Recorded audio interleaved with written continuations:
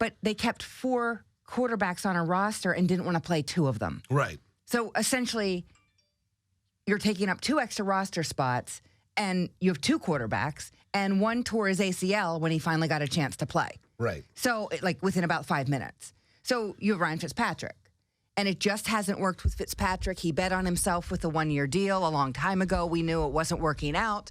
You go back to the 9 interceptions in the 2 early games combined. It just has been a nightmare season for the Jets where everything has gone wrong. Brandon Marshall and Sheldon Richardson don't get along. That is starting to boil over to whatever degree it can in week 17, week 16, 17.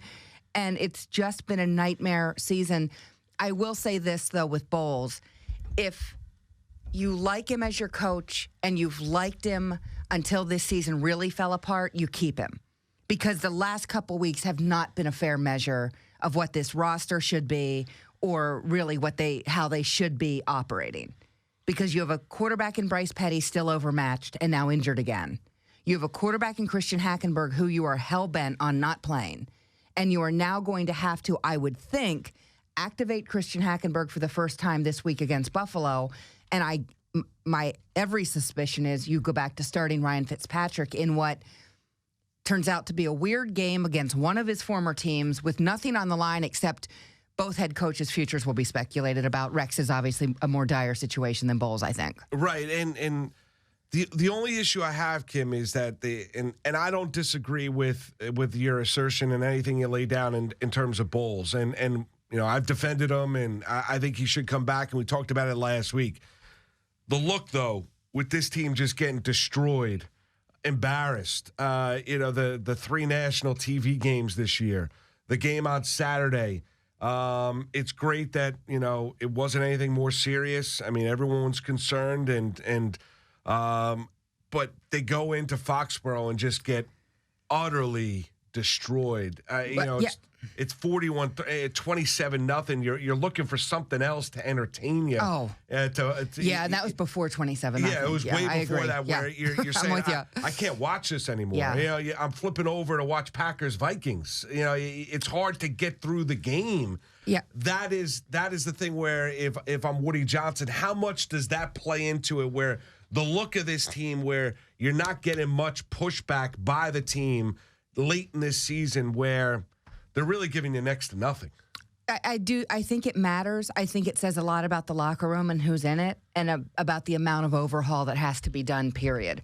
No matter who's in any sort of decision-making position in Florham Park. It is a massive job right now. And you're looking at, I would think, the last game with Sheldon Richardson in a Jets uniform. They tried to move him at the deadline. I don't know why you wouldn't try to move him this offseason if that's your thinking. Darrelle Revis, I think we've seen fall apart. He and listen, Revis does answer the questions. I was not there post-game. I'll get into that a little bit later for you if anyone cares. So I don't want to portray myself as having been in that locker room. I was not. But I read what Revis said. He mentions, again, the wrist surgery and that he was overweight early in the year. The overweight, I don't have any tolerance for. You're a professional athlete. You're a cornerback, an aging quarterback, right, where the position doesn't treat those well anyway.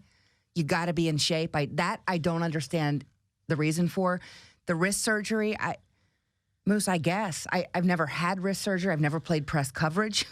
So I'm 0 for 2 on being able to anticipate why and how Darrelle Revis and the wrist are still something we're talking about. But he's talking about it, so apparently that has had an impact. We are talking about a roster where you have to make a lot of decisions in the NFL every year. Salary cap, roster, competitive situation on your depth chart, everything else.